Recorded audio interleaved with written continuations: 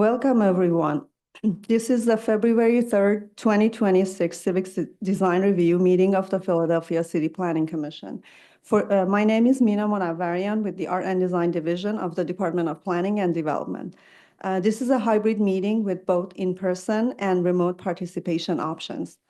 For your information, this meeting is being recorded, and by participating in the meeting, you are giving your consent to be recorded. A link to the recording will be posted on the Philadelphia City Planning Commission website. The agenda and meeting materials can also be found on the website. Please use the QR code on the screen to access the web page.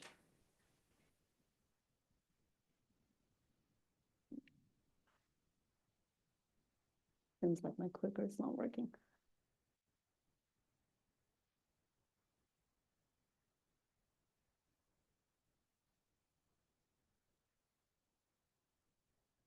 Thanks, Eliza.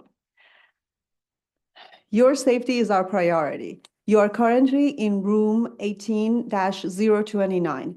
In an emergency, please listen to the announcements on the loudspeaker, which will provide safety information.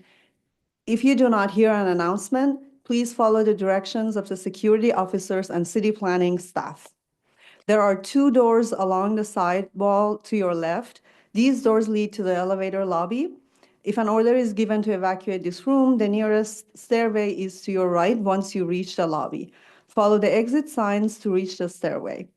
If an order is given to evacuate the building, the rally point is at Love Park. Please remain at the rally point so that we can account for you. Restrooms are in the lobby across from the elevators.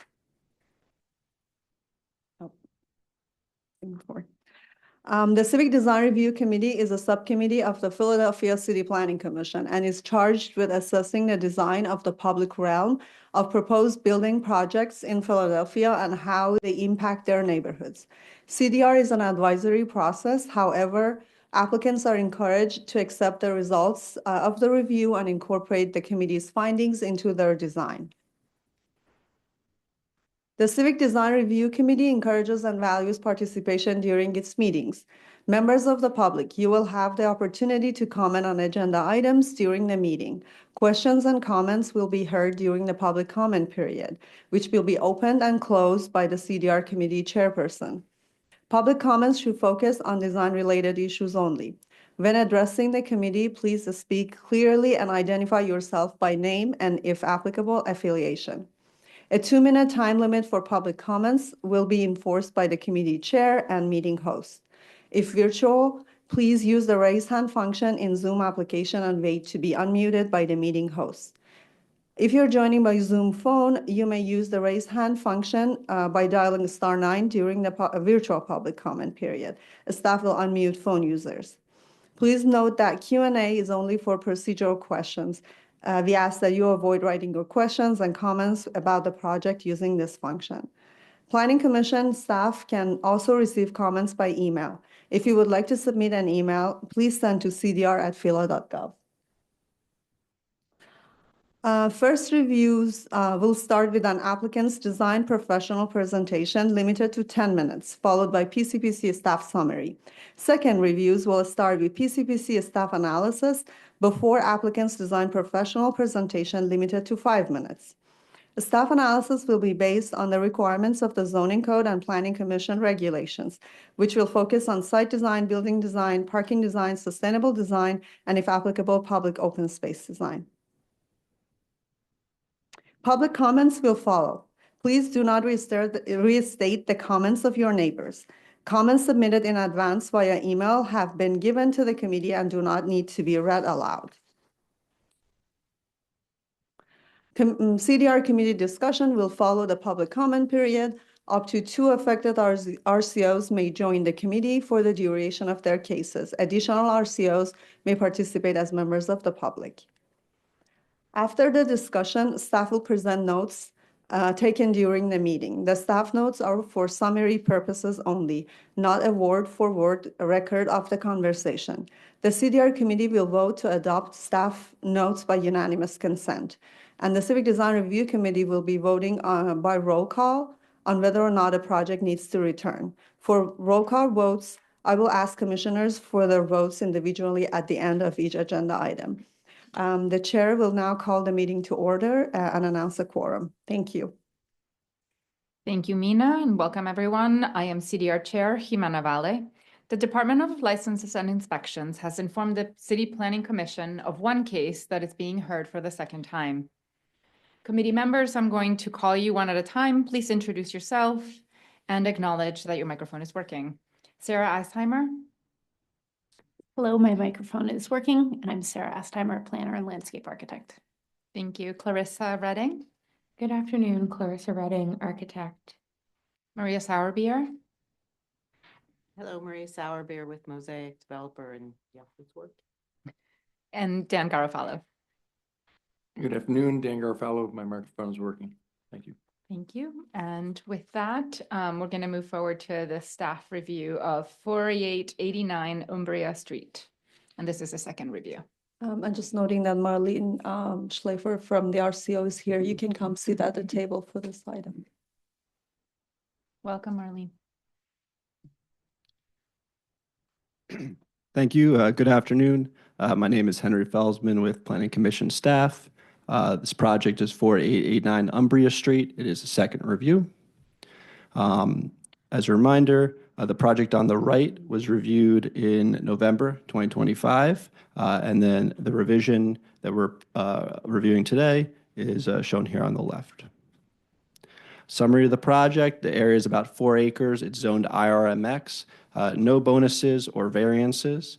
The present use, there's multiple existing industrial buildings and vacant areas. The proposed use is about 500,000 square feet of one new connected building. There's 369 dwelling units, which is a slight change from the last review.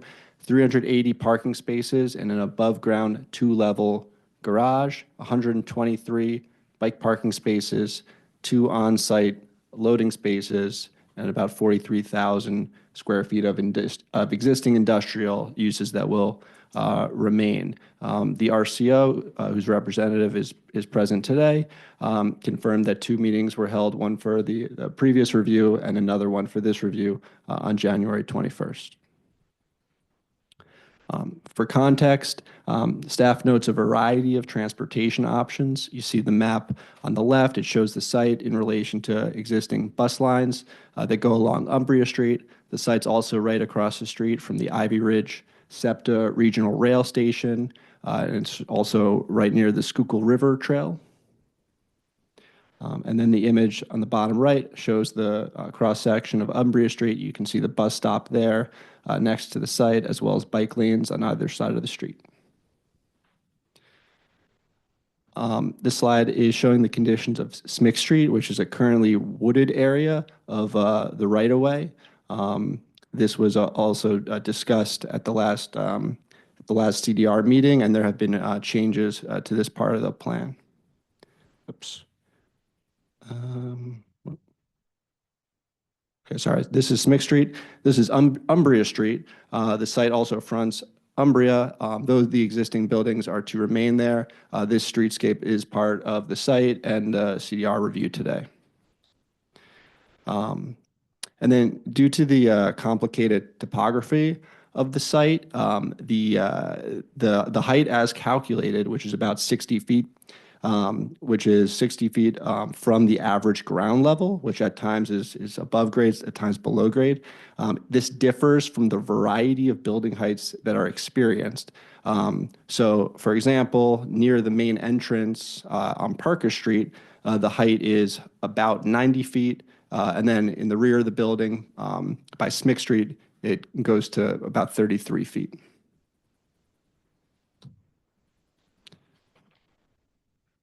So the findings from the first review, I'm not going to go through each one of these, but for site design, much of the comments were on clarifying the intention for Smick Street and considering opportunities that it presents for improved connectivity, as well as rethinking or improving the pedestrian experience around site entrances and within the interstitial parking areas where people may be expected to walk.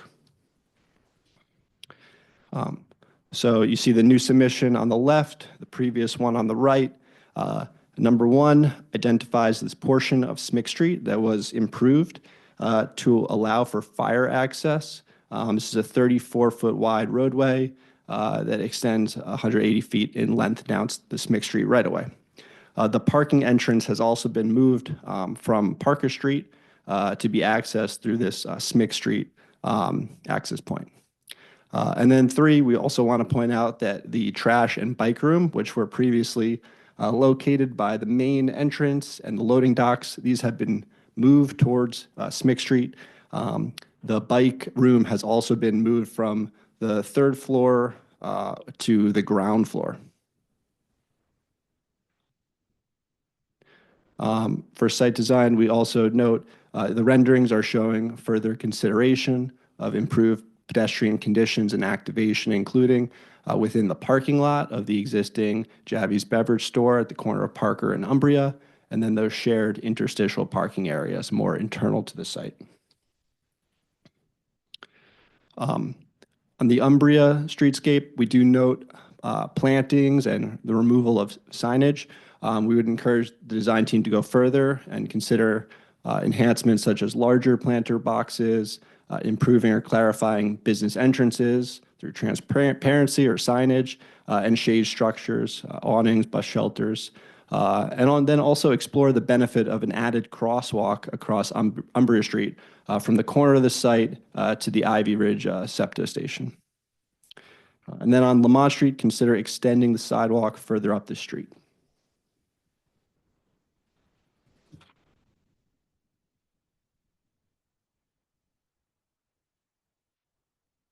For parking design, these changes related mostly to Smick Street and were covered in the site design comments. For building design, there were design changes made to address comments on using higher quality materials. The Lamont Street facade better relating to the neighboring row homes, as well as softening the Parker Street edge. Staff appreciates the addition and relocation of brick to highlight the main entrance and accent balconies.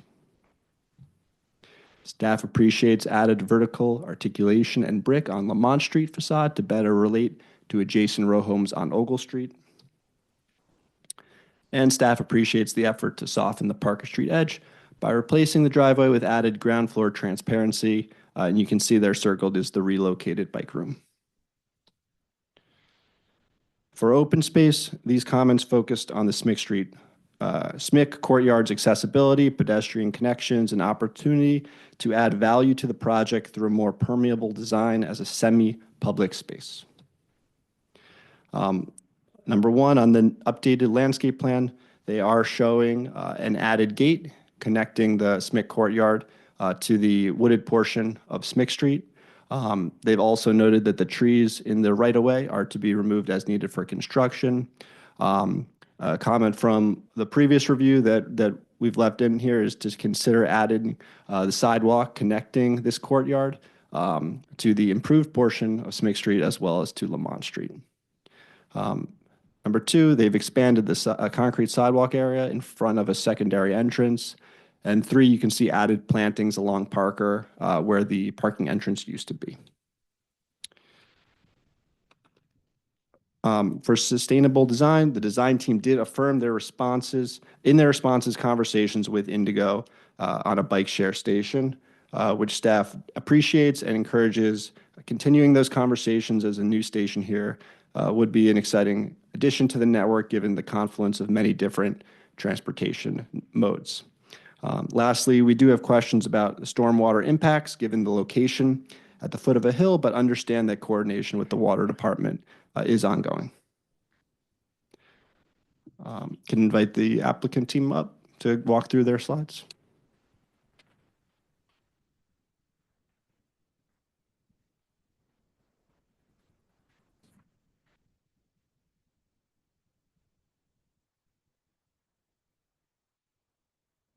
Hello, good afternoon. Thanks for having us back. And thanks to Henry for basically doing the presentation for me. I just want to start by saying thank you. I thought the comments at the first meeting were really great, thoughtful, considerate. And we've done our best to incorporate what we can. But it's clear that this committee is doing a service for the city, enhancing the built environment in the public realm. So thank you for that. Okay. So the project is similar in terms of its program. Still has ground floor residential lobby, 2 levels of parking, and 5 levels of residential apartments. We're maintaining 4 existing industrial buildings on the site. We do have 20 fewer units than we showed previously, but really that's kind of swapping some of the smaller units for larger units. So bed count remains very similar, but we have more 2s and 3s and less studios and 1s. 380 vehicle spaces for parking, 122 bike parking spaces, and similar square footage. Lots of comments. I think Henry did a great job of kind of summarizing those, and I'll just show you some of the images and illustrations to help explain what we've done and changed. Really just trying to enhance and create more robust landscaping opportunities, kind of softening some of the streetscape. There was a lot of consideration to the Umbria Street. I think the RCO and CDR both mentioned adding street trees to Umbria. There's an existing electrical duct bank underneath that landscape buffer. So fortunately we cannot do that, but we are intending to add some robust kind of lower plantings and shrubs and things. And there's some examples shown here. We've increased the number of plantings on Parker Ave as well by removing the entrance to the garage and moving it around the corner to Smick Street. That opened up the ability to add some more street trees there. And then bringing those around on Smick Street as well now allows for a bit of better queuing, less congestion on Parker, and reacting both to the need to get fire department access around the building, to create a safer entry to our garage, and then also reacting to the RCO's request not to bring that street all the way through as not to increase traffic on Lamont Street. This is a cut like around the 4th floor, just to give you kind of a sense of all the activated green spaces on the site and all the entry points. So our main entrance remains along Parker at the corner. We have enhanced some of the landscaping at that entry as well. We have our bike access along Parker now, so off the street, so a better condition, I think, than where we had it previously. Showing that gate, it is kind of a private gate to Smick Street off of our dog park, but it does provide tenant access to Germany Hill Park there. And then our access point along Lamont and some of the internal access points from the existing parking areas. So there's that existing resident entrance. We tried to enhance that parking area. We really wanted to turn that into a park, but there's existing leases. We don't have as much control over that yet, but I do hope that our client and our team will have the ability to enhance that as they continue the conversations with that tenant now and into the future. Going up, you can now see our Smick Street, portion of Smick Street that has been enhanced 180 feet to allow us to get the fire truck access as far as we need to up that street before it gets too steep for them to actually climb that hill. Our loading zone between kind of the existing building and the new building there off of Lamont Street, and that access off of Smick into the garage.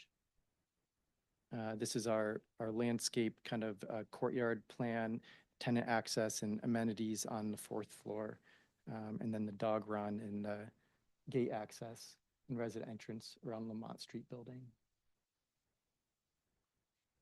Okay. And the full build out here. So I'm just going to do some before and after. So this is an image that we previously had shown from the Umbria and Parker Ave corner, and then a very appropriately snowy image, which is exactly how it would look today if it was built. But one interesting note is that Dan actually uncovered a number of existing windows that were on the JV's Beverage building that were behind the sign. So that was kind of a nice find. And we think really putting new windows in there and just increasing the amount of light kind of views in and out, I think really helped to enhance that corner. And then also just the brick kind of framing that corner, just kind of reallocating where we position the masonry.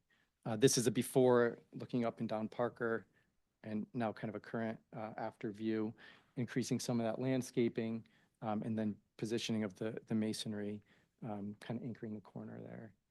Lamont facade, comments about more verticality, more row house feel. So just breaking that up with some brick on that street to try to fit it better into the existing context in the neighborhood. And then just an activated kind of interior view, looking at some of the programming that could take place for the tenants of the development and people who are accessing the existing buildings and using those buildings on site. Right. Super, thank you so much. With that, do we have any comments from the RCO representative? Would you like to speak? What I would like to say is that they have made major effort to accommodate us, and they understood everything we were talking about, adding more brick to match the existing factory building and also the neighborhood homes.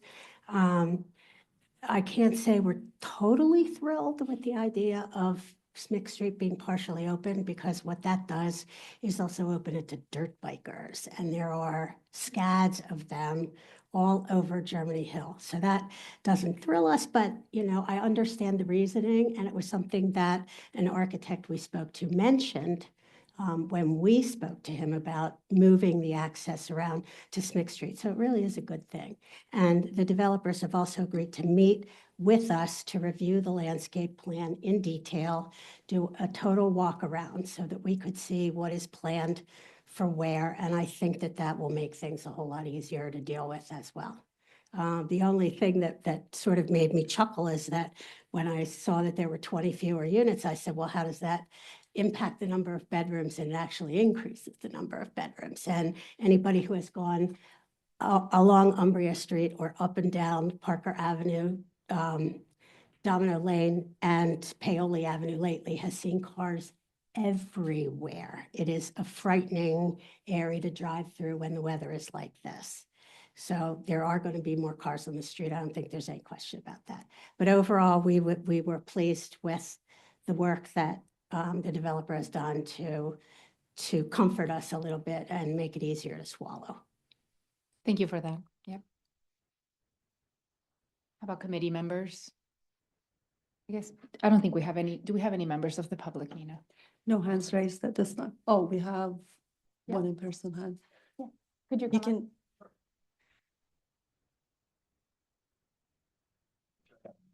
Right there. And sign in. Do you have a? Okay. Okay, thank you. Okay, thanks for having me. My name's Dave DiRienzo. I live up the hill on Germany Hill here.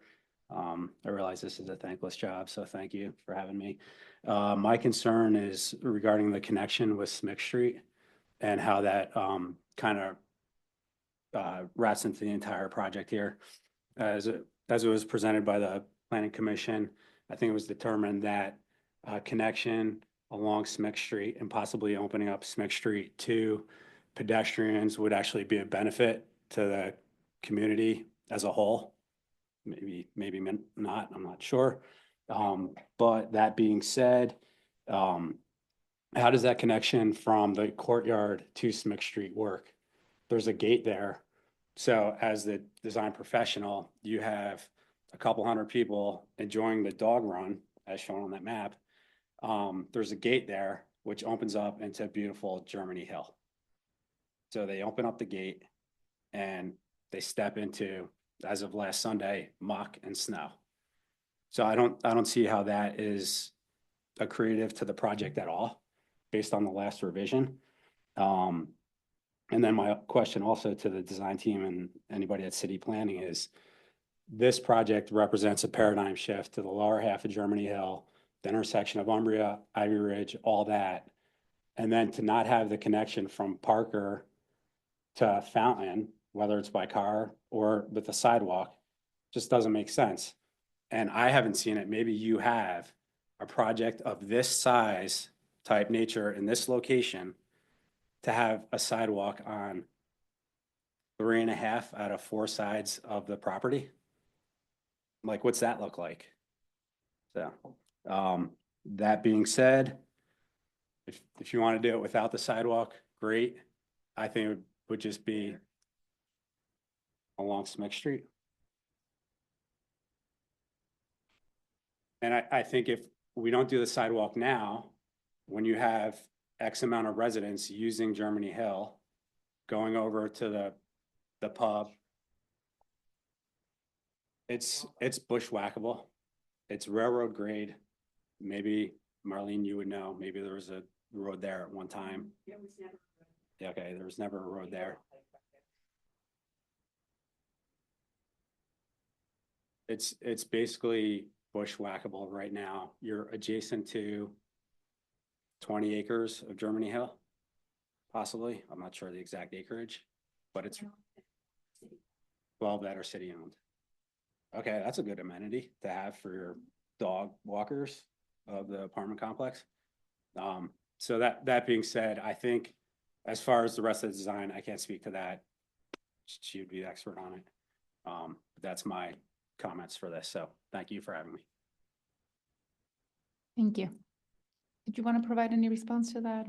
Or? Just that I know Smith Street has been a challenge for the project for sure, with some members of the community not wanting it to be accessible, with others saying that they do.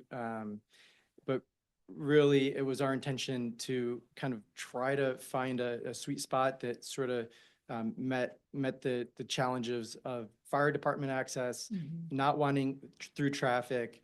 And in order to provide that, we had to include the partial sidewalks up to that point to meet the city standards there.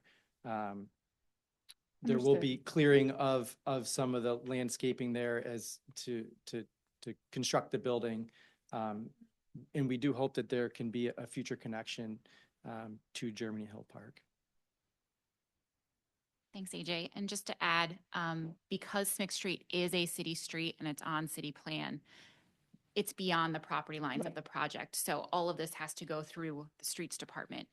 And the streets department was taking the position that either the entire length of Smith Street is brought up to city plan standards with the full accessible passageway for vehicular as well as pedestrian traffic, or no improvements were made. It was a one or the other, not a partial, we'd like a sidewalk on one side and not the other. So unfortunately, we don't have jurisdiction over the street bed. What we think we've done is created sort of a balance between those wishing to preserve that portion of Smith Street as undeveloped and accessible from the park or from the front end of Smith that we would be proposing to develop. But we're also balancing, fire department access needs, as well as taking a lot of our traffic off of Parker and any conflict it does present with the townhomes across Parker. So removing that onto Smith, we think alleviates some of that. But again, we don't control the length of Smith. So that's the only addition I wanted to make. Thank you. That's helpful. Thank you. Do we have any comments from the committee members? Yeah, I'm curious what drove you to reassess the unit mix? I mean, I love the increase of 2s and 3s and the availability to families, which I don't find very common as a developer. The money's in the studios and the 1s, and hopefully the cars, so hopefully there'll be children, so maybe there won't be, and so I am curious what the, I know it's not a design question, but I am curious to know what drove that decision. Yeah, I mean, it really was a request from our client, just looking at the numbers and the math of the project. And so they felt that there would be a more of a demand for the larger units in this area. For families or for? Oh, of course. I mean, Okay. for, Well, I didn't know if yeah, you were targeting like young professionals sharing. I don't know. It's hard to know who is going to rent them, but I think that that's the want, right? And then it becomes kind of a geometry issue of fitting the units where they can fit within the floor plate. And that's sort of what led to the bed count. So, removing this many studios and adding in that many ones or twos and threes is sort of how it came to be the number that it is. We weren't intending to increase the bed count. I think it's 4, maybe more beds, but No, I get it. that's kind of where it landed. My other question, if you can roll to page 67, that I don't remember. or if not, there's a red line that takes you from kind of like the entrance by the courtyard to Lamont or Lamonte. Is that an actual sidewalk or what is that path? There is a sidewalk up to that point, but it doesn't, Up to, like from the street to the entrance door, I'm walking on a sidewalk? there is a sidewalk up to, is there a sidewalk up to that point? I'm trying to remember if we extended it all the way up, but there was a certain width of the. Let me go back to. Okay, so the sidewalk ends, kind of the existing sidewalk ends here, and part of the issue was reducing the width of this street any further would limit the fire department's access to that street because it's already a pretty narrow street. So that was the reason why we didn't extend that sidewalk up there.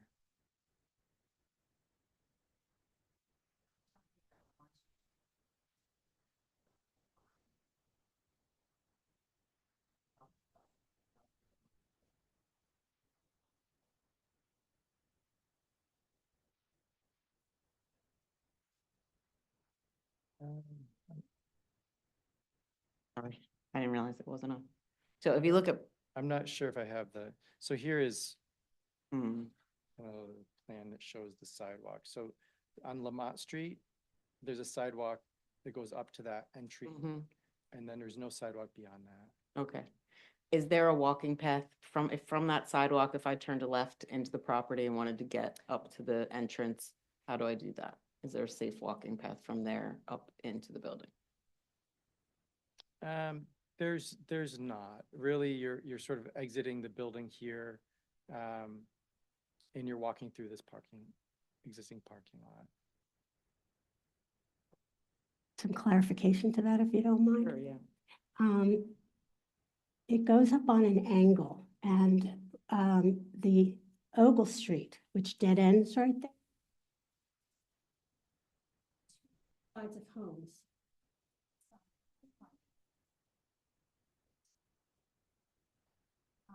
There's only one side. Just wait a minute. There's only one side of parking on Ogle Street. So that dead end area is level up to a point and then it goes straight uphill. And the cars that can't fit onto Ogle Street generally angle park along that area, but it is walkable. It's how I go to the train every day.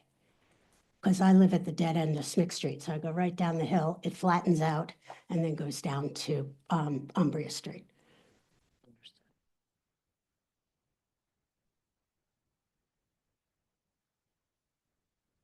Any other comments?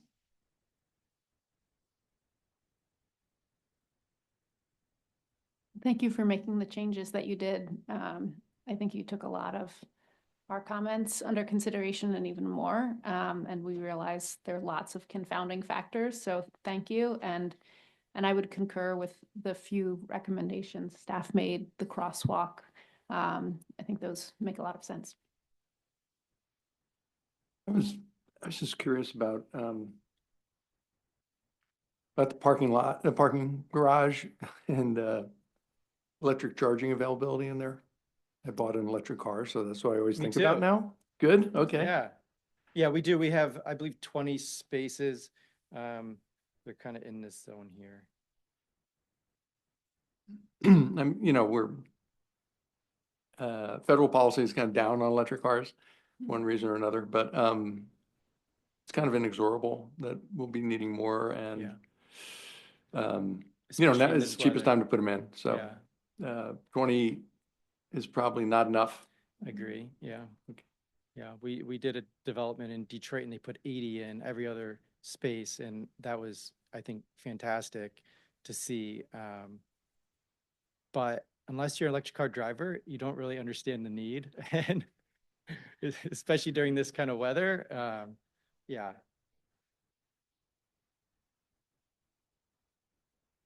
I do greening work on Germany Hill, which I've done for the past 20-some years. And there is now a Manayunk Roxborough Conservancy that operates in that area. And we have planted hundreds of trees there to take the place of a whole stand of bamboo that had to come down. We're also working with the state and with other organizations in order to get grant funding to create more dedicated trails and seating areas. And it's something that's going to happen over maybe the next 10 years. It's certainly not right away.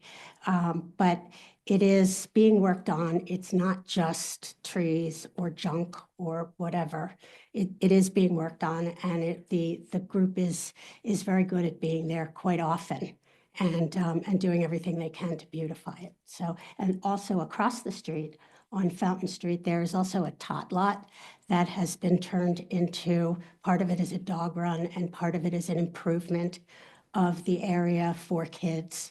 So the more young families move into the area, the more that area is going to be utilized. And it is an easy walk. Okay. I guess this isn't really a critique, it's just an observation that it's something to focus on. It's a big project, and it's hard to make out as a reviewer the quality of the spaces, I guess, to the east and south that are viewed from the lower level of the apartments. Because the upper ones are visible in the axonometric and the perspectives, and they look great. You have this long view towards the river or across the city to the east. And so you've teased us a little bit with that adjacent to the liquor store, making a public space, which looks nice, and in time can develop into all sorts of uses, besides cornhole or whatever it is illustrated there. So I just want to encourage to make sure that landscape approach, softening the loading docks and the backs of the industrial buildings is built in right out the start, so that if you're on the lower levels and you're looking out and you don't get the view of the river, Right. But it looks like there are some views that are going to be obscured by the existing industrial buildings that, the back sides are more commodious or as pleasant and supportive of a good quality of life as possible.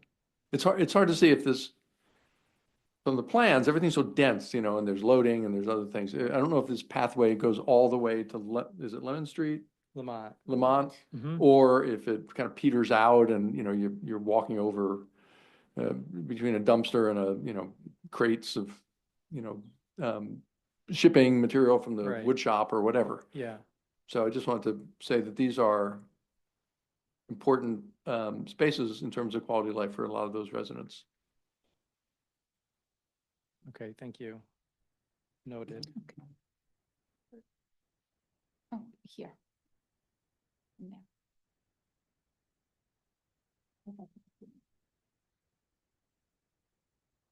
And we talked last time, I think, about, the opportunity to put PV on the roof now.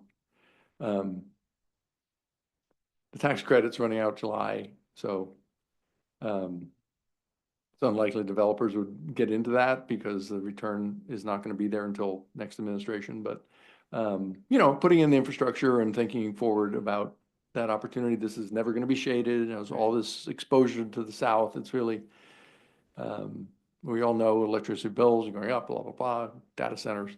It's kind of an all hands on deck kind of need for distributed generation, and anything a big development like this can do to make it easy to execute once the tax credit comes back will be appreciated. We'll continue to push for it. Okay. Any other comments? AJ and team want to commend you all in taking the process seriously. We recognize that you could have come here with no changes made, and I think overall there's a big win here in terms of relocating that parking garage entrance, taking the traffic away from Parker Avenue and taking that away from the residences across the street, and just recognizing that takes hard work, commitment, time, etc. So thanks for acknowledging the process, for making those changes. I think at this point, Mina, we can take a look at our summary of notes and move on.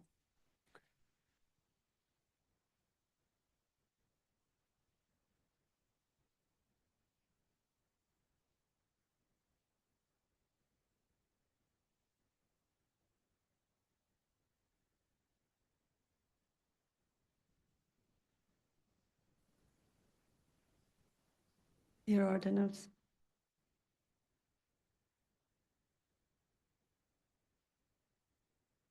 Okay, so we have some notes from RCO, the applicant. That's another thing we wanted to commend the developer on, or I did, in terms of keeping the communication with the community. That's really exemplary, and it's what we like to see, makes the process a lot better for everyone. And thank you, Marlene, for being here to represent. The applicant has made major efforts to accommodate RCO comments and including more brick in relation to the neighborhood homes. Although they're not thrilled by the opening portion of SMIC due to concern about dirt bikes, understand the concept, the intent, and have confidence that the concerns can be mitigated. Some concerns about increased traffic remain. Overall, pleased with the applicant's responsiveness, the design changes, and the process. And our comments here for the committee, we asked a question about the lack of sidewalk along SMIC. We had a clarification there that that street is not really part of the project. We did need fire access, overall neighbor preferences, and issues with the streets. We asked what drove the increase of the unit type mix. We asked about the sidewalk from Lamont Street to a secondary entrance near the courtyard. And there was a response to clarify that the width of the street needs to be maintained for fire truck access. Currently there are no sidewalk through internal surface lots. We appreciate the changes made. We concur with the staff comments, such as the crosswalks, something to consider. Also going beyond the 20 proposed parking lots, electric parking spots. And we encourage further institutional landscaping considerations, keeping in mind units with which the view is obscured by existing industrial buildings. So all of those spaces, in between those interstitial spaces, maintaining consideration for what the units are looking at. We continue to encourage rooftop solar, especially considering large exposure to sunlight. And again, we commend the design team on the revisions and the commitment to the process. With that, I need a motion to accept these notes as reviewed. Motion to accept. And Thank you. It's just a consensus vote. Okay, and I forget. All in favor? Okay, all in favor? Thank you. Aye. Thank you. Yeah, so that's all for this project. It's a returning case. There's no further votes. Okay, thank you very much. With you. that, we conclude. Yep. Thank you. Thanks for coming down. Pleasure. Continue to be pleasure to work with you. I hope so. I hope so. It's not raining. It's a huge project. A huge project. So there's, See it. yeah, it's a huge impact no matter, what To happens. make it palatable, they've worked as hard as they possibly can. That's great to hear. That's as much. That's as much as we can ask.